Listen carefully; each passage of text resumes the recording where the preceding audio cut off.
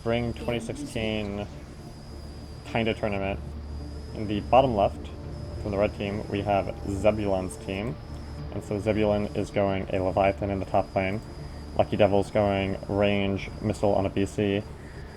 CXS is going Imp on a Raven. Thunder is going 6 shields, so that's kind of unusual, on a Colossus. Pornexus is going 2 Phaser Blink on a Void Ray. And then in the top right, we have Wee King going Leviathan Mutation. Fast Forward going Range Spore on a Guardian. Obi-Wan going Storm on an Arbiter. Ghost going Imp on a Raven. Blind Guard going the usual 4-3 on a Colossus. LSD going 5 Gats on a Dread. So this is Zebulon versus, I believe this is Calypso's team, but Calypso is not playing this particular game. And so I'm being joined on Skype by Luminous. Hi, Luminous. Hello. So, when was the last time you played Star Battle? It was over 2 years ago. It's changed a lot. I Yeah. can tell. The map looks smaller. Has the map size changed? Nope, The map lanes size look definitely has not changed. the lanes look closer to each other. I don't think... Well, I'm not sure if the lanes have changed. I mean, there's the clouds now, and so if you last played years ago and didn't even see 3.0, then there were not clouds in 2.0. Yeah, I did not see clouds. Clouds are new. Um, and maybe it's just because I was playing from the perspective of ship and not really playing well because the acceleration thing is funky and takes some time getting used to. Mm-hmm. And I kept dying because of it, and it was pretty frustrating. Obviously, you can tell I quit at with minimal understanding of the game. I played maybe 10 games, and I was like, okay, all right, I kind of got. Yeah, not okay. stalling is one of the most important things. So what's Yeah. happening right now is the blue team has managed to get a good push in, but Pernexus is going up to solo farm the enemy team's base. So the idea is that since he has blink and speed as a ray, or not, sorry, not as a ray, as a void ray, maybe he's going to be able to get minerals and then come back with money. And if they don't chase him down, okay. then even though they've pushed, the farm should be close to even. Usually, even when you do that, the blue team, or the team that is pushed, will end up with more farm. Especially since he doesn't have his AoE spell or anything. So the bottom team does have significantly more farm. I'm sorry, the top team is. The How do blue you? team, just go with blue and red. Yeah, blue team. Okay, has significantly more farm. Oh, is that total farm up top? Yeah, in the top, it's the red team has 650 and the blue team has 860. So they have Gotcha. 200 more farm, which is Okay. basically 100 is not too bad, but more than 100 is where it's a noticeable lead. Okay. Now they've started to go chase, but they don't have imp, and so without any sort, I'm sorry, not imp. They don't have feedback. Oh, they do have imp. What am I talking about? But Ghost doesn't have energy right now. Oh, now he has energy. EMP. Yeah, EMP. So if the Arbiter has Storm, so he does not have feedback, so he could not feedback for Nexus the Void Ray and deny him the Blink, right? The Blink costs 50 energy. Okay. Now, All if right. Ghost had landed his EMP, that would deal 200 energy damage, and then at that point they maybe could chase down for Nexus and kill him. He still has 1.75 speed, and so even at that point, because most of their ships are 0.61, it would be kind of hard to get the kill in. Oh, And so you can see that because the red team pushed out in combination with the solo farming, now the farm is evened up again. And that's not what the blue team wants, because obviously they want to be winning all the time, but particularly when it's Void Ray versus no Void Ray, the team without the Void Ray wants to have a farm advantage through the entire game. Because if the Void Ray manages to be on a team with even farm and doesn't lose a ship, the longer the game goes, the easier it is for the Void Ray team to win. So, oh. So right now the blue team is pushing in with their siege creep, these Tempests that do 240 damage at 3.3 speed, so a little less than 100 damage a second. But it's still enough that it's almost like having another ship when they push with it. And red team Sky Fury kind of... I don't know where it is. It must have died somehow. So didn't blue team... So blue team backed the buy, and then they're, with the purchases, they're re-pushing, basically, what's happening. Yeah, and so it's bad okay. that Blind Guard has taken as much damage as he did. But they are still going to be able to hold this push for a little bit of time now.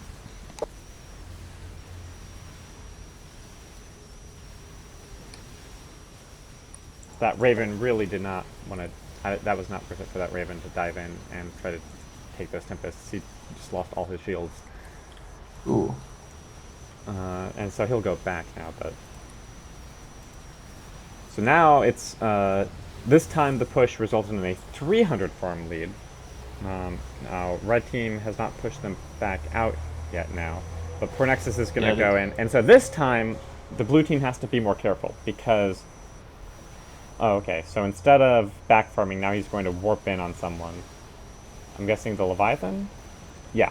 And so now he's going to get some beam damage in on Wee King, the blue Leviathan at the top. Since it's the Leviathan, the Arbiter can't transfer energy or shields, but they can steal Storm and do enough damage that Pornexus has to back off. So that was a little bit close for Wee King. If Pornexus had gotten a little bit more farm last time, he might have actually been able to burn down the Leviathan before they could make him disengage. And the entire blue team now either is kind of backing or favoring the left side, so they're not really getting the farm on the right side right now. So they're missing like 2 lanes of farm. But they have to be kind of careful because they don't want Pornexus to dive in on someone and have them get cut off and killed. Why is Pornexus so important? Because he has high focus. Sorry, he's the Void Ray. Yeah. Yep, okay. For some reason, I thought he was the Colossus, and I was like, no. Colossus is just the tank, right? Yeah, the thing is, Pornexus doesn't have charge right now, and he only has 0.43 beam speed. So he has the 8 damage, which makes it look like a lot, but for overall Void Ray damage, it's not that much. Not yet. So red push, but they're still behind 100 farm, 150. Yeah, because blue held their push for a little while, and now red team has to back because they know the blue team is going to be able to warp out as they come in and will have more speed. So they have to back this time before blue team comes out altogether. Plus, why would they have more speed? Because they just have more money? Yeah, because they got more money, so they'll probably buy speed upgrades so that they can run down the enemy team. Okay. So when you back to buy, you often want to buy speed. Although oddly enough, Thunder right now has 0.71 speed, and Blind Guard has 0.51, and Blind has just spent a lot more on energy and lance. So that's not always what happens, right? It's always a choice. You know, do you get speed upgrades so you can run down the enemy team, or do you just get lots and lots of damage so that you can hold a contain for a long time? Basically, it comes down to, do you think you're going to win right now or not? Do you think you're going to get a kill? This Dreadnought seems to be doing a lot of work. A lot of what? Oh, the Bombard? It seems to be doing a lot of farming, too. Yeah, LSD, yeah, he's 334 farms, so he's leading in farm, and that's partly because he has the Bombard, and so we can pick up the creeps a little bit easier right now. Okay. He also probably got both Bombard and Explosive so that he would have both to deal with the Void Ray. He's not on one-shot, though, so he's leading in farm, and so this is something that people in this game talk about a lot, is he's leading in farm even though he's not on one shark farming laser, right? The farming laser, like some players really like to have their farming laser on one shot, and if there isn't a carrier in the game, which there isn't in this game, it's really kind of pointless to have one shot farming laser. And so that's why LSD is leading in farm, even though he's on 2-shot. Okay. He's leading by a huge margin. Yeah. Is Dreadnought a farming No, Is usually, it? well, he's a side lane, so it's not always that there's one ship that will be much better at farming, but what the team decides to put on the side lane will get a little bit more farm than the ships in the mid lane.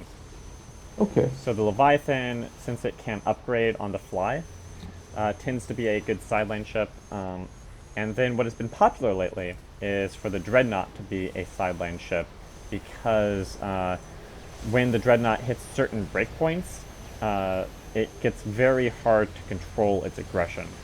Once it has its perfect protective field, it can, because the red team right now does have lockdown, and so they can deny him that way. But if they're focusing their denial on the Dreadnought, then that means the Arbiter, the Raven, and the Colossus all have kind of free movement. This feels like a game that looks so like watching a high level game is is a lot more interesting than playing just in a pub lobby. Yeah, that's what Uh, I've discovered a while ago too. it seems like a pub lobby would just like have like everyone just be like, wait, why are you farming? Like, why are you farming right now? Like, we really need you right now, and or like, wait, why are you over there? You're just gonna get killed by everyone. You're like, you're gonna get ganked. It's like, and then someone just randomly dies. Like in pub lobbies when I played, it's like, okay, I did die a lot, but I wasn't the only one. Like people would just like randomly die really quickly. It's Yeah. good to see that like these teams are coordinated. They don't like randomly die. This Void Ray is doing some iffy stuff, but I guess it can blink. Well, this is also, I think, the second game, and so I chose this one because it went on a little longer. There was a game right before this that lasted 6 minutes, so Oh, okay. So sometimes, even at this level, people will just well, okay. almost especially at this level, like, but I kind of feel what tends to happen is you'll either have a game that lasts 6 minutes at this level, or you'll have a game that lasts 35 plus, right? So basically, sometimes teams will be like, okay, we're gonna do this perfectly timed 5 minute warp trick and What's a destroy. warp trick?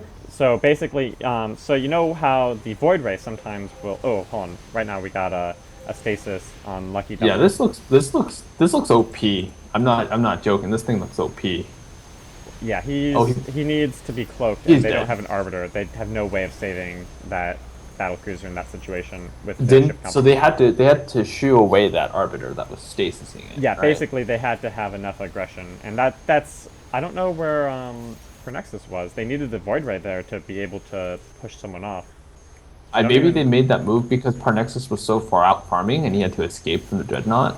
Yeah, so because And they so maybe that's the risk of being a Void Ray that tends to be kind of independent back farming stuff like that, is that sometimes you're not your there team, when they need you. yeah, your team has to be a lot more careful, and so that ended up being a problem. Now the idea of a warp trick Isn't is, this GG?